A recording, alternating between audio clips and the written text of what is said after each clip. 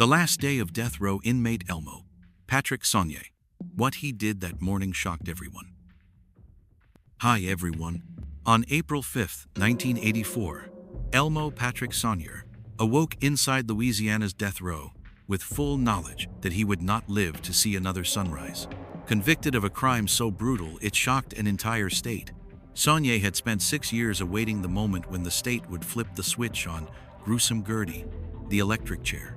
But what happened in those final 24 hours wasn't just the end of a life, it was the start of a national conversation about justice, forgiveness, and the human soul. As the clock ticked toward midnight, unexpected visitors arrived, desperate appeals were filed, and a Catholic nun offered spiritual refuge that would change both their lives forever. Was he remorseful? Did he find peace? And what did his final words reveal about the man behind the crime?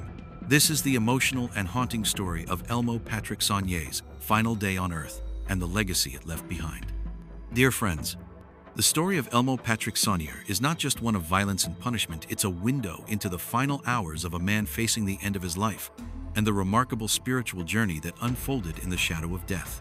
His name became known across Louisiana and, eventually, across the country, not because of who he was, but because of what he had done. But behind the headlines was a deeply troubled man whose final day would stir debate, provoke emotion, and inspire a legacy that reached far beyond the walls of death row. Born in 1950 into poverty and instability, Patrick, as he was known, grew up surrounded by hardship. Trouble found him early, school didn't stick, and soon he and his younger brother, Eddie, found themselves spiraling into petty crime. By the mid-1970s, their lives had taken a dark turn. On the night of November 4th, 1977, the trajectory of their story changed forever. A teenage couple, David LeBlanc, 16, and Loretta Bourque, 18, were enjoying a quiet night parked in the Louisiana countryside. That serenity shattered when the Sonnier brothers pulled up, armed and angry. What followed was an ordeal of cruelty.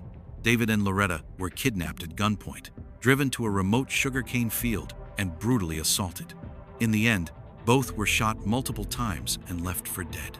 Their bodies were discovered shortly after, and suspicion quickly turned to the Sonniers.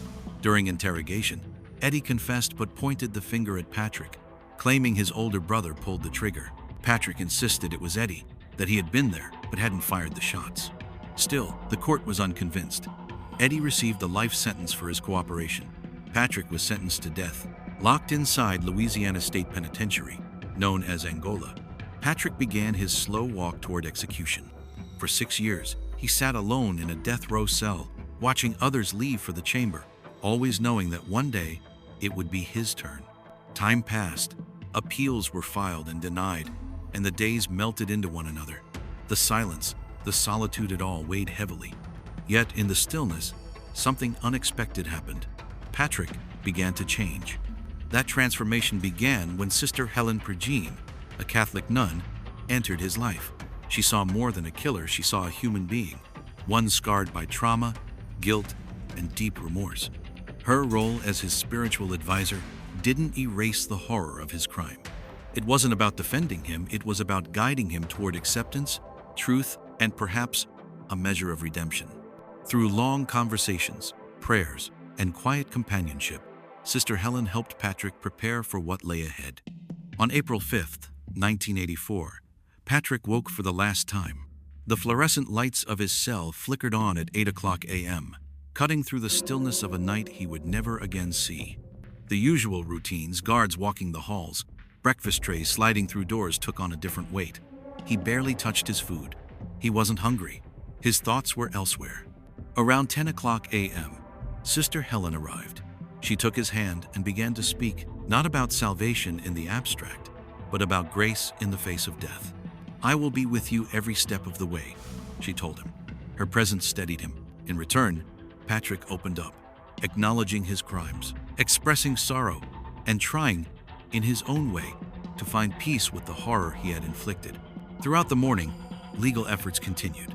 Patrick's attorneys filed emergency appeals, even presenting a last-minute statement from Eddie, who now claimed full responsibility for the murders.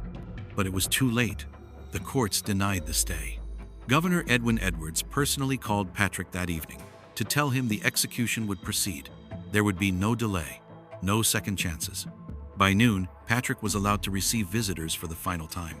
His mother, Mildred, walked into the visiting room. The moment their eyes met, silence fell. What could they say? What words could fit into a final goodbye? Other relatives came too, aunts, cousins, each bringing sorrow, memories, and, for some, forgiveness. When the time came to part, the embraces were long and full of unspoken pain. At 6:00 p.m., Patrick returned to his cell. Sister Helen was still by his side. They sat together, prayed together, and shared in the stillness of a day that was quickly running out. There were no outbursts, no tears, just quiet reflection. Later that evening, he was offered his last meal: steak, potatoes, and bread. A simple request. Not a feast, perhaps, a nod to the life he had missed and the pleasures he would no longer have. He ate slowly, his appetite dulled by the weight of what was to come. Around 8:30, his attorneys made one final call to the Supreme Court. They cited Eddie's new confession and begged for more time. The justices voted 6-2 against intervention. The decision stood. At 10:00 p.m., 2 guards entered the cell to escort Patrick to the execution chamber. There was no resistance. The walk was quiet, deliberate, and solemn. The preparation began, his head and legs shaved to allow for the optimal flow of electricity. The chair, known grimly as Gruesome Gertie, stood ready. Leather straps were tightened, witnesses filed in. Before the final act, Patrick offered a statement addressed to the victim's family. "I have no hatred in my heart. I ask God to forgive me for what I did. I also ask your forgiveness for what I did." Lloyd LeBlanc, David's father, received the words quietly. But Godfrey Bourque, Loretta's father, later said, "He didn't ask me." The pain ran too deep. No apology, no matter how sincere, could undo what had been done. At 12:07 a.m., the executioner pulled the switch. A jolt of 2,000 volts surged through Patrick's body, followed by another, smaller surge. Witnesses watched as his body convulsed and then stilled. In just 5 minutes, Elmo Patrick Sonnier was gone. He was 33 years old. Sister Helen, still seated nearby, murmured prayers. Her final words to Patrick had been simple: "I love you." His last words to her, with a faint smile, were the same: "I love you too." The state pronounced him dead at 12:12 a.m. But the story didn't end there. Patrick was given a proper Catholic burial, presided over by Bishop Stanley Josephat. Sister Helen ensured his death would not be forgotten.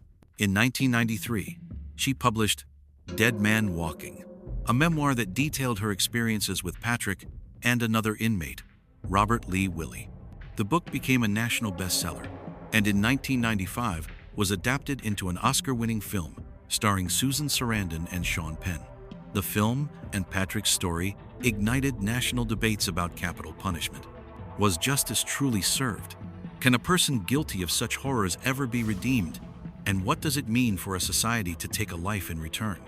These are questions that still echo today.